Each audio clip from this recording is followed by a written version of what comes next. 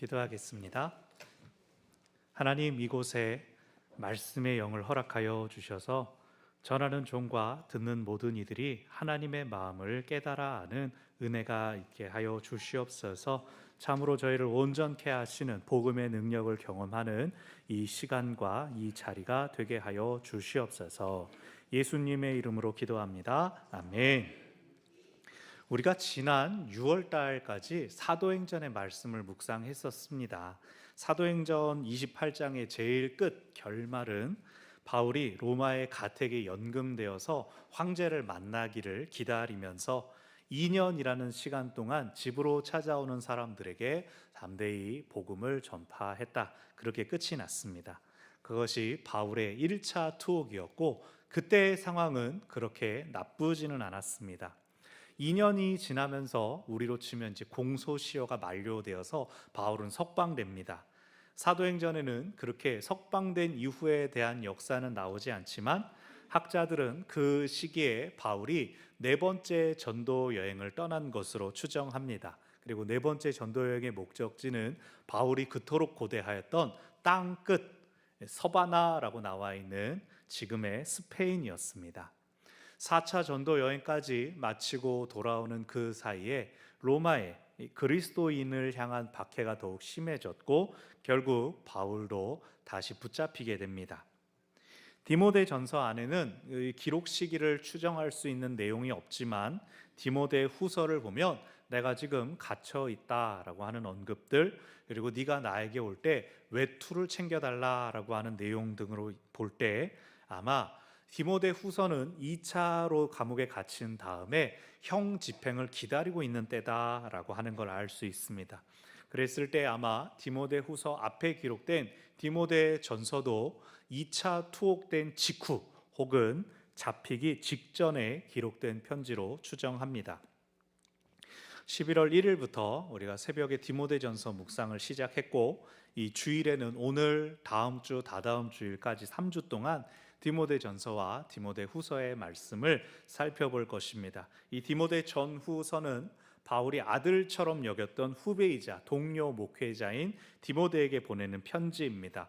교회를 위한 권면과 함께 목회자로 또 신앙인으로서의 권면들이 담겨져 있습니다. 우리도 이 말씀들을 묵상하는 가운데 우리의 신앙생활을 돌아봄과 또 더욱 성숙해지는 은혜가 있기를 바랍니다. 아멘.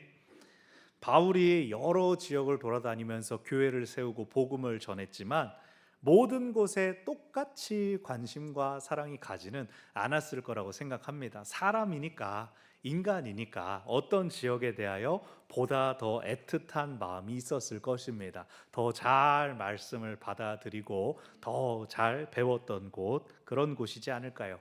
그런 면에서 바울이 가장 사랑했던 사역지는 에베소가 아니었을까 싶습니다. 바울은 에베소 교회를 2차 전도 여행 때 개척했고 3차 전도 여행 중 거의 3차 전도 여행 5년이 좀 넘는 시간 중에 절반을 에베소에 있으면서 교회의 성장을 도왔습니다. 사도행전 19장에는 바울이 에베소에 있었을 때 당했던 어려움들이 기록되어 있습니다. 에베소 지역에서 바울을 굉장히 거세게 저항하고 또 싫어했지만 그럼에도 에베소 교회 성도들은 바울이 전한 복음을 잘 듣고 잘 따랐습니다.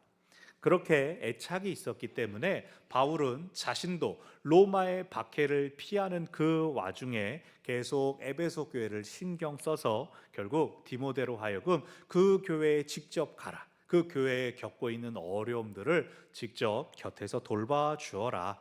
에베소 교회는 바울이 있었을 당시에도 거짓 교훈을 가르치는 자들이 있어서 바울이 그것을 경계했는데, 바울이 떠난 다음에 다시 주도권을 잡고 이 바울이 전한 복음을 빼앗고 다른 교훈들로서 영향력을 잡으려고 하는 이들이 있었던 까닭입니다. 그래서 디모데 전서는 바울이 디모데를 향하여 에베소 교회에서 이런 사역들을 감당해다오, 그걸 전달하는 것이 주된 목적입니다.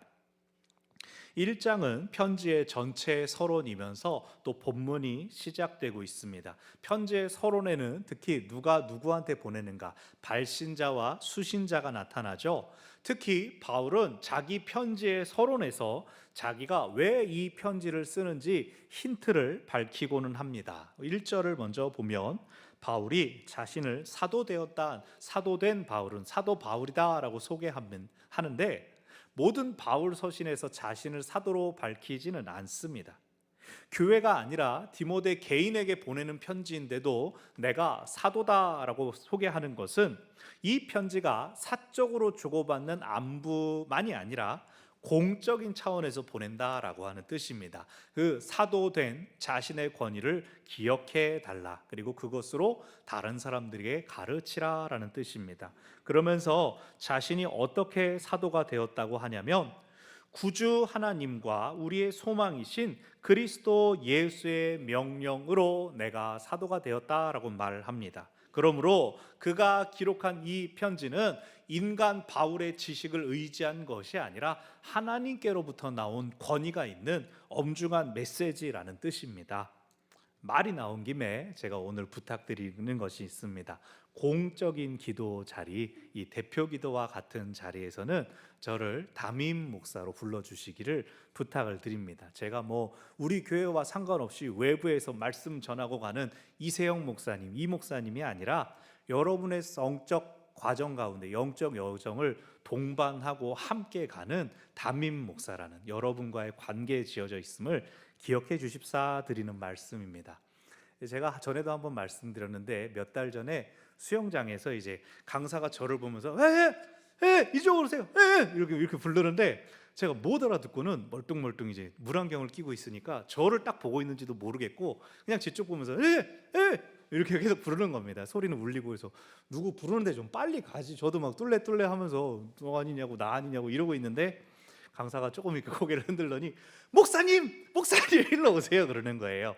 알고 보니까 세영씨 이러면서 다른 회원들을 부르듯 제 이름을 부르고 있었는데, 제가 그걸 못 알아듣고 멀뚱멀뚱 빨리 가라고 옆 사람을 계속 쳐다보고 있었던 겁니다. 강사가 이거 이름 불러서 안 보네. 그러고는 목사님 하니까 제가 또 얼른 이렇게 움직이는 걸 보고 저분이 무슨 생각을 했을까, 제가 속으로 막 답답하고 부끄럽고 그랬습니다. 이거 내가 꼭 이름이 직업이나 직무로 불리지 않아도 되는 자리인데 되게 목사님 불리고 싶은 그런 이미지가 제가 돼가지고 그랬습니다. 그 뒤로 이제 강사는 다시는 제 이름을 부르지 않죠. 목사님 이러는데 좀 제 안에 좀 미안한 마음도 있고 그렇습니다. 그러니 여러분은 꼭 저를 담임 목사로 공적인 자리에서 기억을 해 주십시오. 자, 바울이 자신을 사도로 세우신 분이 구주이신 하나님이시다, 소망이신 예수 그리스도시다라고 한 것은 디모데전서 안에서 전하고자 하는 내용을 미리 밝히는 겁니다. 그것은 무엇이냐? 복음이란 하나님께서 우리를 구원하신 사건이고 그것 예수 그리스도가 그 구원의 소망이 되신다, 그것을 디모데전서 안에서 가르치려고 하는 것입니다. 이렇게 바울이 자기 소개와 함께 내용의 힌트를 밝히고 2절에서 이 편지를 받는 디모데를 뭐라고 부릅니까? 믿음 안에서 참 아들 된 디모데라고 합니다. 우리가 서양권에서 자기보다 어린 사람, 학생, 제자, 그냥 연소한 사람을 아들이라고 부르는 걸 봅니다. 아들, 딸. 근데 여기서는 그냥 아들이라고 하는 것이 아니라 믿음 안에 참 아들이라고 합니다. 바울이 디모데를 사역자로 세웠으며 또 복음 안에서 바른 믿음으로 연결되었다라고 하는 뜻이면서, 무엇보다도 아들이 아버지를 닮는 것처럼 디모데가 바울의 당부와 권면을 잘 따라주기를 바라는 표현입니다. 디모데는 바울의 2차 전도 여행 때부터 신라와 함께 바울과 동행했습니다. 당연히 3차 전도 여행 때 에베소 교회의 성장해 가는 과정에서 함께 했습니다. 에베소 교회와도 디모데와 관계가 이미 있었습니다. 하지만 바울이 너 잘 알지? 가서 사정 잘 돌아봐라, 그렇게만 던져놓지 않습니다. 에베소 교회에 이러이러한 문제점들이 있으니 네가 장차 이런 것들에 부딪혀야 된다라고 상세하게 설명해 주고 안내합니다. 에베소 교회의 문제는 그 교회 안에 있었던 어떤 사람들이었습니다. 바울이 전한 것과 다른 교훈을 가르치는 사람들이 있었으며, 또 어떤 사람들은 신화와 족보에 몰두했습니다. 신화와 족보라는 것은 이 구약 성경에 나타나 있는 유대인들의 족보, 유대인들의 이야기, 율법의 어떤 신비한 것들을 강조하는 그런 사람들이었습니다. 이방인들을 주눅들게 만들어서 어떤 유대인 전통을 보다 우월하게 하려는 사람들이었습니다. 초대교회 에베소 교회뿐만 아니라 아주 흔하디 흔한 사람들이었습니다. 이단으로 나중에 나가는 사람들도 있었지만 이 사람들이 무조건 이단적인 어떤 의도를 가지고 있었던 것은 아닙니다. 내가 가르쳐가지고 이 교회 무너뜨려 버려야지, 집어삼켜야지라고 하고 있는 악한 의도가 있는 것도 아니었습니다. 그냥 제가 생각하기로는 잘못된 의도가, 잘못된 열심이 지나쳐서 남을 가르치려 들고 자신이 높아지려고 했던 그런 사람들이었습니다. 열심 있는 것이 악하다고 말할 수는 없지 않습니까? 하지만 열심도 잘못된 방향으로 과하면 열심이 없는 것만 못할 수 있습니다. 그래서 바울은 말합니다. 그들이 믿음 안에 있는 하나님의 경륜을 이루려 했을 것이다.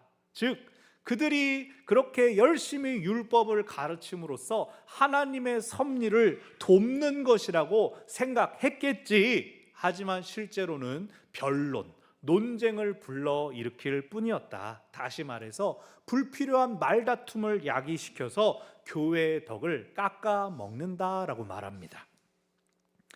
수영장 얘기가 한 번 더 있는데요, 지난주에 있었던 얘기입니다.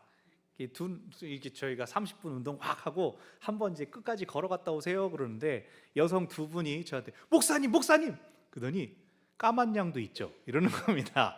양이 흰 양만 있는 게 아니라 까만 양도 있죠. 그걸 물어봅니다. 왜요? 그랬더니 이게 누구는 피부가 하얗고 누구는 까마니까 하얀 사람 보고는 아유 너는 천사고, 까만 사람은 아유 악마고 그러는데 목사님이 좀 피부가 어두우시네. 그러니까 자기들이 깜짝 놀라가지고 야 이거 우리가 이러면 안 되겠다. 그 까만 양, 하얀 양 그러자. 그러다가 까만 양이 어디 있어? 그럼 목사님한테 물어보자 이런 겁니까? 제가 뭐 동물학자도 아니고 뭐 양을 제가 키우는 사람도 아닌데, 양이 성경에 나오니까 목사님이 있다 그러면 있는 거고 없다 그러면 없는 거지 그러는데, 그리고 이제 저한테 온 겁니다. 그걸 가지고 뭐 제가 그걸 어떻게 알아요? 뭐 내가 양 키우는 사람, 내가 이럴 필요가 뭐가 있습니까? 그냥 까만 양도 있는 것 같아요. 있겠죠. 그랬더니 이제 두 분은 신이 나가지고 우리식으로는 아멘 하면서 이것 보라고 목사님이 양 까만 양도 있다 그랬다고 두 분이 막 이제 재미있게 그러셨습니다. 그러니까 저는 그걸 보니까 재밌는 겁니다. 야 이걸 믿네. 나중에 찾아보니까 이제 털도 까만 양도 있긴 있던데, 저도 이제 나중에 찾아봤죠. 근데 그 상황 자체가 너무나 재밌었습니다. 대단한 막 신학적인 질문을 하면서 어찌하여 세상의 전쟁이 끝나지 않나 이런 걸 물어보는 게 아니고 양 까매요? 이런 걸 물어보셨잖아요. 사랑하는 여러분, 여러분도 속해 있는 자리 어디에서든지 논쟁을 만드는 사람이 되지 마시기를 바랍니다. 그냥 그래요? 그런가 봐요. 그냥 그러고 넘어가면 되는 거죠. 물론 때로는 복음을 지키기 위해서, 신앙을 지키기 위해서 세상에 불쾌함을 끼치는 것을 감수해야 합니다. 하지만 논쟁으로 이기는 것보다 사랑으로 품어주는 것이 훨씬 강력합니다. 논쟁으로 이기면 나는 승리하지만 상대는 패배합니다. 그러나 사랑으로 이기면 모두가 이깁니다. 누구도 패배하지 않습니다. 물론 여러분 잘 아실 겁니다. 스스로 잘못을 깨달을 때까지 기다리는 것이 얼마나 속상하고 답답한 일입니까? 하지만 그 기다림 끝에 그가 스스로 깨닫고 아이고 내가 잘못했어요, 내가 실수했네요 라고 사과해오고 용서를 구할 때 그게 얼마나 시원한지도 여러분 아시죠? 바울도 이것을 말합니다. 우리 1장 5절의 말씀을 같이 읽어봅시다. 이 교훈의 목적은 청결한 마음과 선한 양심과 거짓이 없는 믿음에서 나오는 사랑이거늘. 아멘. 바른 교훈의 목적이 무엇입니까? 사랑입니다. 청결한 마음, 선한 양심, 거짓이 없는 믿음에 기초한 사랑입니다. 여러분, 사람들마다 차이가 있지 않겠어요? 신앙의 연차가 깊은 분도 있고, 또 성경을 더 깊이 많이 공부하신 분도 있고, 그냥 찬송이 좋아서, 사람이 좋아서 예배 나오시는 분들도 다 있을 수 있죠. 모르는 부분들 서로 가르쳐주고 도움도 줄 수 있지만, 그 과정에서 사랑이 숨겨지고 덕이 세워지지 않는다면 소용이 없다는 겁니다. 모든 것은 사랑을 위하여 행해져야 합니다. 그런데 에베소 교회의 어떤 사람들은 그렇지 않았다는 겁니다. 헛된 말에 빠져서 율법의 선생이 되기를 바랐습니다. 다른 사람들을 잘 돕고 안내하는 것이 아니라 자기가 높아지려고 했습니다. 그래놓고 바울은 그들을 향하여 말하기를 7절 끝에서 자기가 말하는 것이나 자기가 확증하는 것이 뭔지도 이해하지 못하더라. 예수님도 바리새인들 향해 말하지 않습니까? 이 회칠한 무덤들아, 겉에다가 하얗게 회를 발라놔서 깨끗해 보이고 단정해 보이지만 그 속에서는 다 썩어서 부러진 사가진 뼈와 먼지들만이 가득한 무덤과도 같다. 그게 너희들의 모습이다. 예수님 그러지 않으셨습니까? 그런 사람들, 실속도 없고 진심도 없고 진리도 없는 사람들이 율법을 말하면 어떻게 될까요? 듣는 사람들이 율법을 무시합니다. 율법을 조롱합니다. 아이고, 저 사람 저 떠드는 거 보니까 율법도 별거 아니네 되는 거죠. 여러분, 우리가 광고 같은 거 많이 보지 않습니까? 기업들이 광고 모델들 뽑으려고 할 때 무조건 제일 잘 나가는 사람 고릅니까? 안 그러죠. 자기 제품이랑 잘 어울리는가? 그리고 그 사람이, 그 모델이 이 대중과 친숙한가? 좋은 이미지를 가지고 있는가를 잘 따져보지 않습니까? 모델이 학폭이나 음주운전, 사기, 전과가 생겨나고 밝혀지고 잘못이, 사회적인 무리가 일어나게 되면 어떻게 됩니까? 그 기업의 주가까지 떨어지지 않습니까? 사람이 모델을 볼 때 광고 모델인 걸 알면서도 그 사람이 홍보하는 제품과 연결짓고 그 기업까지도 연결짓지 않습니까? 믿는 사람들이 바르고 선하게 살아야 되는 이유가 여기에 있습니다. 우리는 기호품의 하나로 교회를 선택한 것이 아닙니다. 하나님께서 우리를 선택하셨음을 인정하며 예배의 자리로 나왔습니다. 우리는 하나님께 응답하여 지금 이 자리에 있는 겁니다. 하나님을 믿지 않는 사람들이 우리를 보면서 하나님을 봅니다. 교회를 봅니다. 매 주일마다 대체 뭘 듣고 다니길래, 교회 가서 뭐 하길래 저렇게 사는가 그러고 우리의 삶을 보고 하나님을 평가합니다. 우리가 신앙생활을 많이 하고 오래 하다 보면 막 저절로 변화되고 막 다 성인처럼 되고, 그게 아닙니다. 저절로 사랑이 많아지고 저절로 용서하게 되는 게 아닙니다. 내가 하나님을 더 알다 보니까, 더 하나님을 잘 믿으려고 하다 보니까 하나님을 기쁘시게 해야 되겠구나, 하나님께 영광 돌려야 되겠구나. 그렇게 하려면 어떻게 하는가? 더 용서해야 되겠다. 내가 더 사랑하고 참아 주어야 되겠다. 더 사랑하려고, 더 용서하려고 몸부림을 치면서 세상과는 다른 하나님 나라 가치관을 우리가 추구해야 하는 것이죠. 그러므로 바르게 알고 또 아는 것을 제대로 말하는 것이 다 필요합니다. 말씀 앞에 겸손함으로, 순종함으로, 진실함으로 서는 우리 모두가 되기를 바랍니다. 아멘.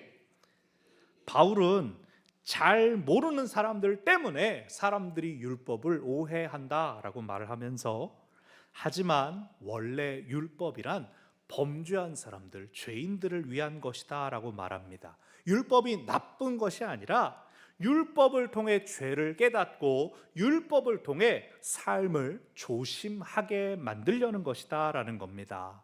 그런데 그런 율법 내가 잘 안다, 그러니 율법을 잘 지켜라. 당신 이런 것들을 지켜야 된다 라고 계속 말하는 건 뭐가 됩니까? 당신은 죄 있는 사람이다. 남을 정죄하는 것이 되지 않습니까? 물론 그런 것도 필요합니다. 하지만 바울이 이미 7절에서 말하기를 그 사람들 율법도 잘 모르더라 라고 하지 않았습니까? 그러면 뭡니까? 자기도 잘 모르면서 남을 무조건 정죄하고 깎아내리기만 하는 겁니다. 그게 듣기 좋겠습니까? 그거보다 더 중요한 게 있다고 했습니다. 뭡니까?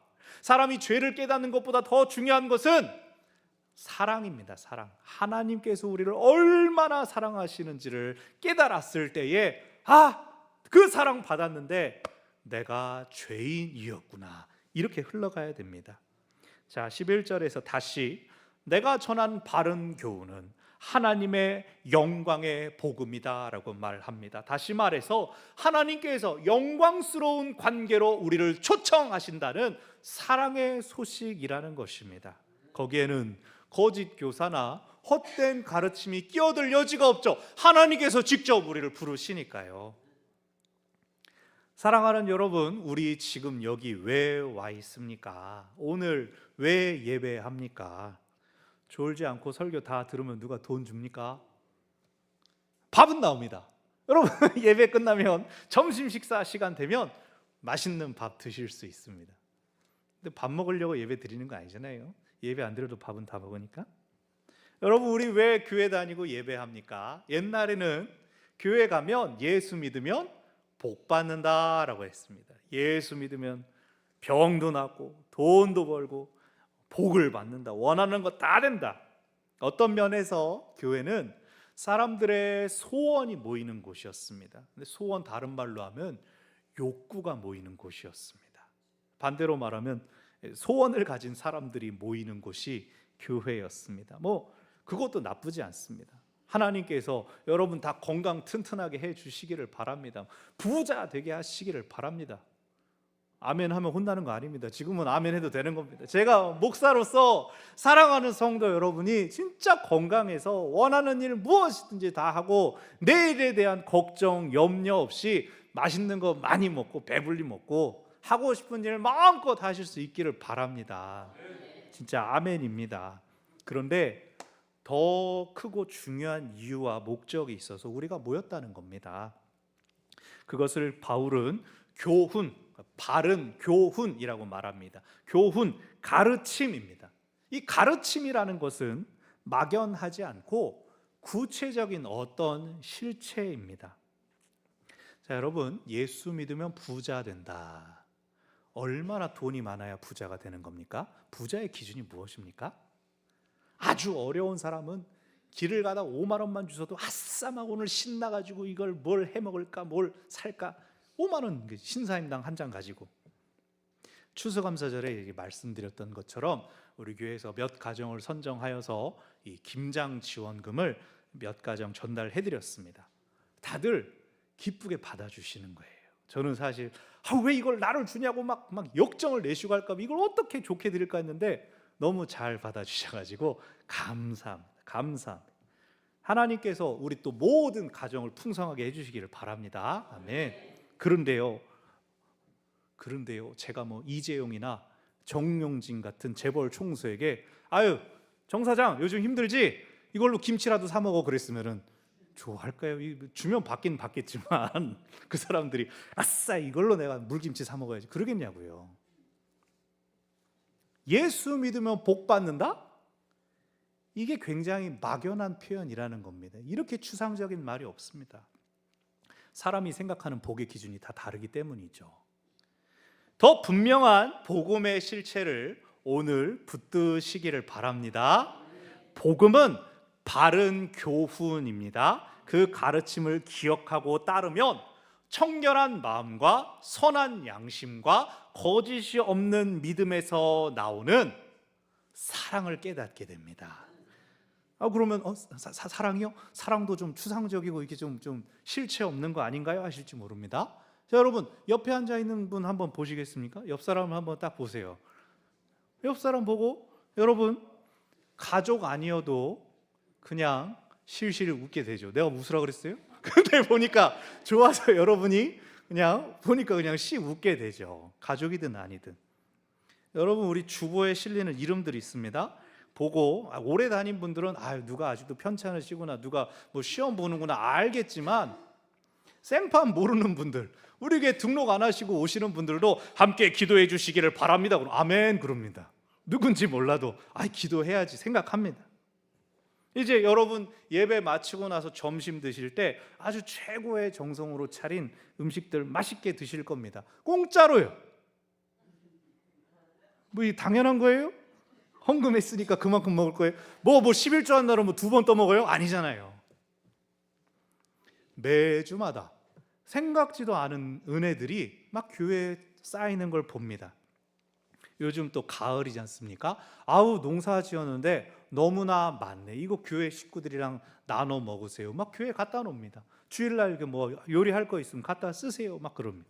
지난주에도 그런 채소들이 들어와가지고 식사를 준비하는 팀들이 은혜를 먼저 받았습니다. 성도들에게 더 풍성한 상을 차려드릴 수가 있게 됐다.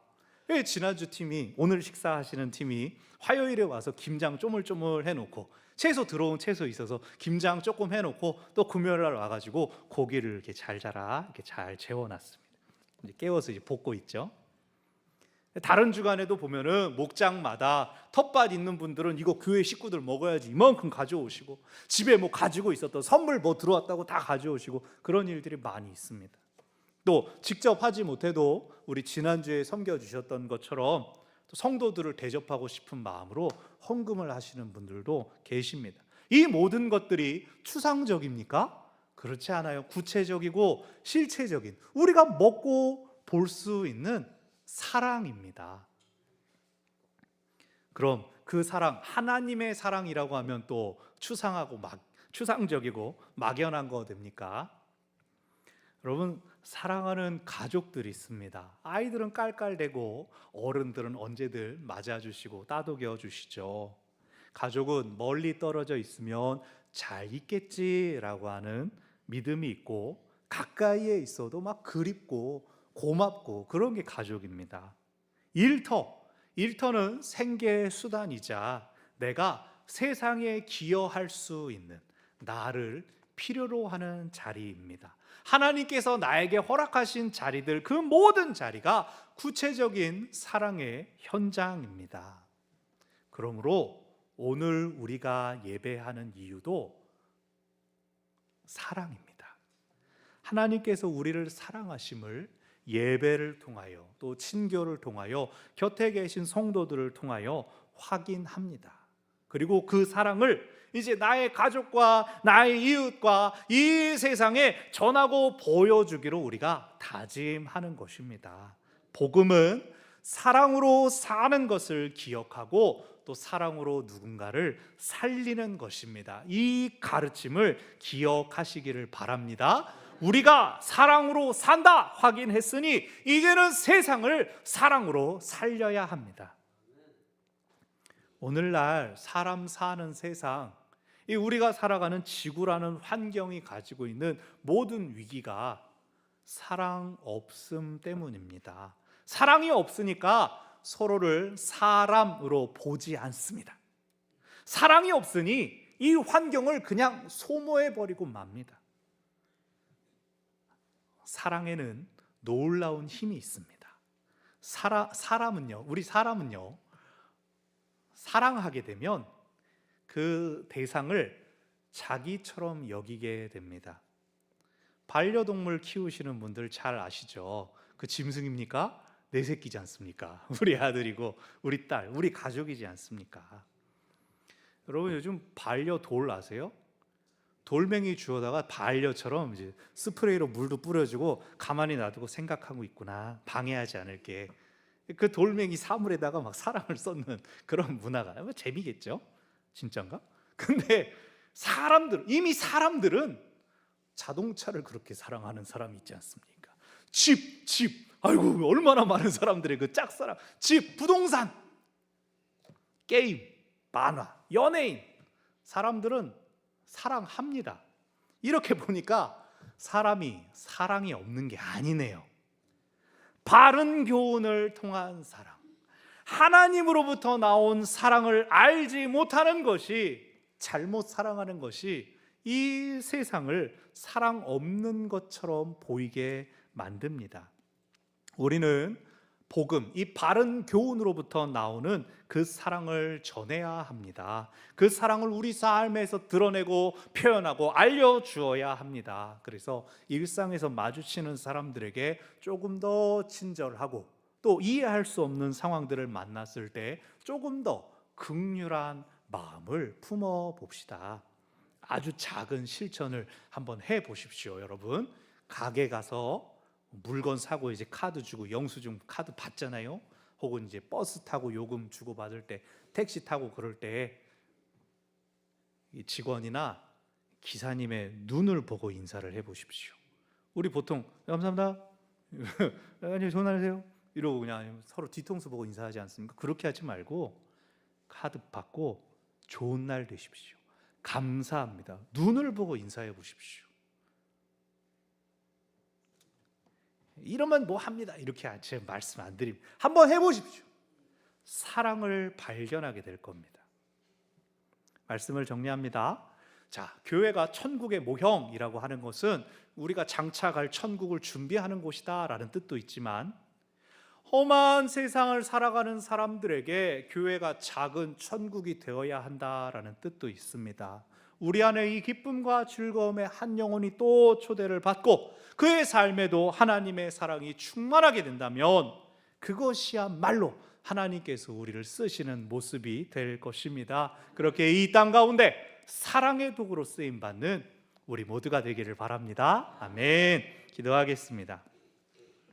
하나님, 우리에게 바른 교훈 허락하여 주셔서 생명을 허락하여 주시고 사랑을 주셨음을 감사드립니다. 그 사랑 우리 안에 꽁꽁 감추어 두고 나만 가끔 꺼내봤던 그 사랑 아니고, 이제 세상을 향하여, 오늘 우리가 만나는 사람들을 향하여, 성도들 안에서, 교회 안에서, 그리고 교회 밖으로 우리가 나가는 그곳에서 그 하나님의 사랑 전하고 흘려보내는 저희들 되게 하여 주시옵소서. 이 세상에 얼마나 사랑이 많은데 그 사랑이 바른 방향으로 갈 수 있도록 하나님께서 부어주신 그 사랑 흘려보내고 깨우치고 전달하는 하나님의 사람들 저희가 되게 하여 주시옵소서. 예수님의 이름으로 기도합니다. 아멘.